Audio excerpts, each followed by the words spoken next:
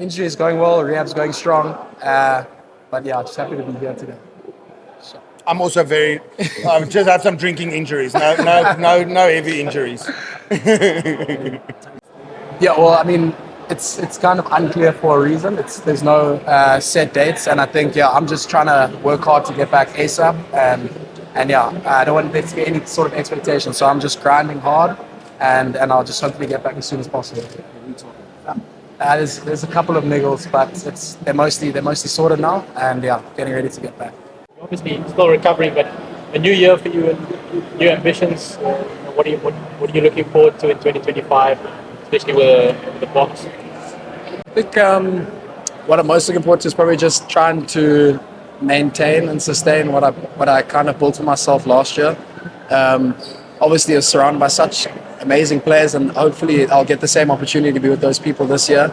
And that just brings out the best in me. And my ambitions for this year are probably just to be better than last year, and just provide good answers, whether it's on or off the field, for my teammates, and make the country proud. So when you looked at the names in that alignment camp, what does it do for someone like he's in a boxing, but for those youngsters, how good is it for the competition? Yeah, well, I think it's amazing. Also, I'm also still so new. It's only, I think, my second alignment camp, I think. So, I mean, the first one was incredible, and it's extremely exciting, whether it's your first or your 100th time, I'm sure. So for these guys, it's an amazing opportunity, like myself, to learn and to get another perspective on the game. And ultimately, you leave there a better player. Whether you're going to play for the Springboks in the year or not, you leave there with more insight on the game and a better understanding and a better knowledge. So it's an exciting time, and it's a very beneficial time for all of us. Sacha, as a young guy who obviously had the world at his feet, not long after making it back than he was last year, how difficult has it been for you to be patient through this phase? I'll be honest with you, it hasn't been too difficult.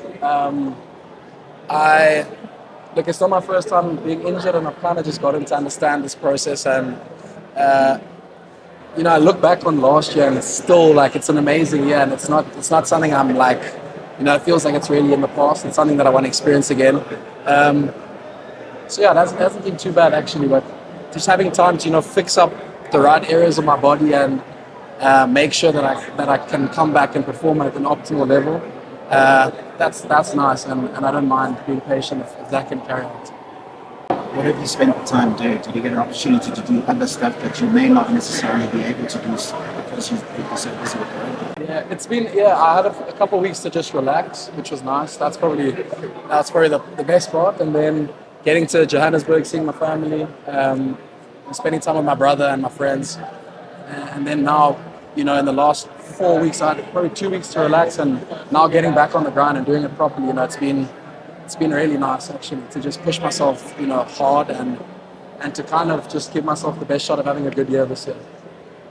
Since your recovery, obviously a lot of physical training programs and rehabilitation, but mentally, what sort of work do you have to do, and do you outsource mental health? It's a good question. It's something I think a lot of rugby players think about and do. I'll keep that to myself. But I can't even remember your question, bro. But headspace, everything's good.